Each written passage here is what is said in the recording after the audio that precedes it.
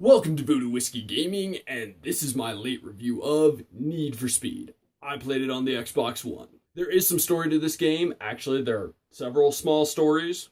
But for your character, it's the standard, I'm a nameless street racer who wants to rise to the top kind of story. In Need for Speed, you get stuck with a circle of friends who are all street racers, and they basically all Shanghai you into helping them complete their stories. Their stories generally revolve around impressing some icon in the industry. Manu, whichever it was, he loves Gymkhana, and therefore he wants to impress Ken Block. Amy, who is the build master of the group, she wants to impress Nakai-san. And Spike, who is obsessed with Magnus Walker, obviously wants to impress Magnus Walker. And then Robin, well, she's already hanging with the Risky Devils crew, and so she doesn't really need to impress them, she wants you to impress them. And then there's Travis, who he's hanging out with Morohoshi-san. As for the sound design in this game, I was actually really impressed with it. I thought they did a great job. The cars really sound like they're just hauling balls when you're hauling balls, and the tires screeching sound great when you're drifting. I also enjoyed the soundtrack for the most part, but that's just me. Now, normally I'd talk about the voice actors, but this game doesn't really have any voice actors. They're actually actors because all the cutscenes are live action, and that's kind of where this game hits the rocks.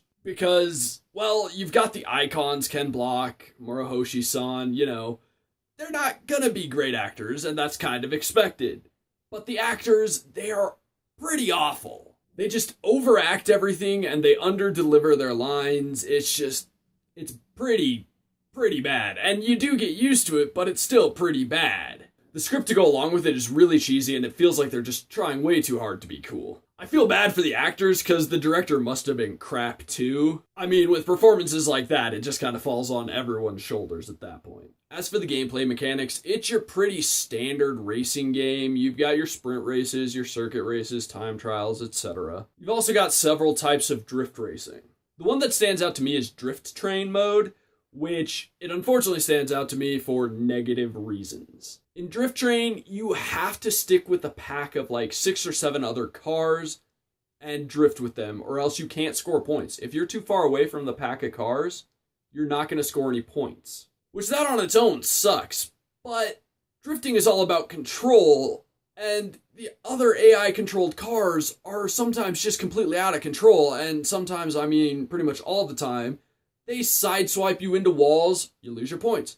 They rear-end you into walls, you lose your points. They just screw you over throughout the entire mode, and it gets to the point where it just starts to really piss you off. Hell, I'm getting pissed off right now just talking about it. This game also suffers from the bullshit of cars being used by the AI suddenly being a million times better. As an example, I'll talk about Nakai-san's Porsche. Had to drive it for a mission. It was an okay vehicle, but the car I was driving was far better. Then, whenever I had to race Nakai-san with my far superior car, he would be kicking my ass even if I was driving a flawless race. I would barely scrape by and win it. It's just some bullshit. And this being a Need for Speed game, there's obviously police chases. Unfortunately, there are challenges revolving around police chases, and, well, it's kind of hard to get the cops to chase you. Mostly because it's really hard to find cops outside of races. But then, the worst part is, once you do find the cops, they're so easy to lose that you really actually have to work far harder to keep them chasing you than to ditch them. And to go along with that, the cops do tend to jump in on the races, but that doesn't really help you with some of the challenges.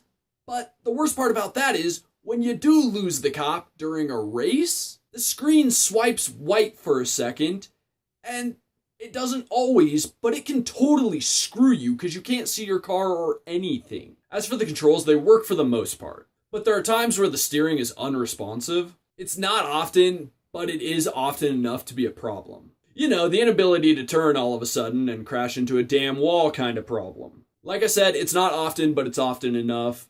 Overall, the controls work well. As for the graphics, it's a pretty good looking game. The cars look pretty real. I was actually really impressed by them. But me being a details kind of guy, I was more impressed by the rain. It looks awesome falling on your car and sitting on your car. I know it's small, but it's subtle details like that that help sell the realism.